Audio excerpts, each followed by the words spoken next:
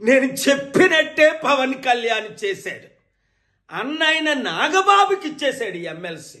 మరి చంద్రబాబు నాయుడు గారు టీడీపీ తరపునే కదా ఇచ్చారు. ఏం చెప్పారు వర్మకి పిఠాపురంలో? నువ్వు పవన్ కళ్యాణ్కి మద్దతు పోటీ చేయకుండా నెక్స్ట్ ఎమ్మెల్సీ నీకే ఇస్తానని దేవుడి సాక్షిగా చెప్పాడు.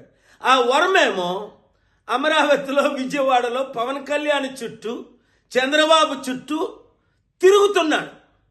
అయ్యా మీ మాట నిలబెట్టుకోండి అని. బుద్ధుందా వర్మ? వాళ్ళ మాట నిలబెట్టుకోరని అప్పుడే చెప్పాను కదా. మరి ఈ మధ్యని పిఠాపురం మాజీ వైసీపీ ఎమ్మెల్యే దొరబాబు ఎవరో అట మళ్ళీ జనసేనలో చేరాడు. ఒరే నాకు అర్థం అవ్వట్లేదు, అసలు మీకు బుద్ధి బుర్ర ఉందా?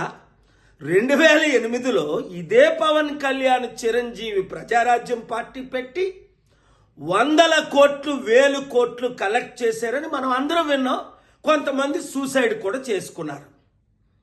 మరి అదే ప్రజారాజ్యం ఇప్పుడు జనసేనగా ఆవిర్భవించిందని అదే చిరంజీవి చెప్తున్నాడు. అంటే అర్థం ఏంటి? అదే పాలసీలతో వచ్చే ఎలక్షన్లో మరలా మేము 100,000 కోట్లు కలెక్ట్ చేస్తాం, మా కుటుంబం మాత్రం ఎమ్మెల్సీ, మంత్రి, ముఖ్యమంత్రి పదవులు అనుభవిస్తాం. తెలివైనోడు ఎవ్వడు ఆ పార్టీలో చేరడు. మూర్ఖులు, గుడ్డోలు, బుర్రలేనోళ్ళు మాత్రమే చేరుతారు అందులో.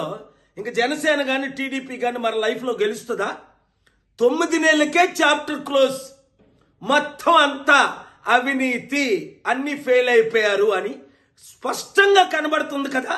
వచ్చేది కేవలం ప్రజాశాంతి పార్టీయే, బడుగు బలహీన వర్గాల పార్టీయే. మన బీసీ, ఎస్సీ, ఎస్టీలు అందరూ ఇప్పుడు ఎందుకు కమిటీల్లో చేరిపోతున్నారు? ఐఏఎస్, ఐపీఎస్లు మొదలుకొని మాజీ ఎమ్మెల్యే, మినిస్టర్ల వరకు.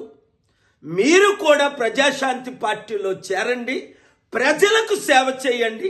కుటుంబ కుల పార్టీకి ఇప్పుడైనా గుడ్ బై చెప్పండి. చెప్పని మీ ఎమ్మెల్యేలకు, అరే యూత్, నిరుద్యోగులు, మీరు వాళ్ళకు బుద్ధి చెప్పండి.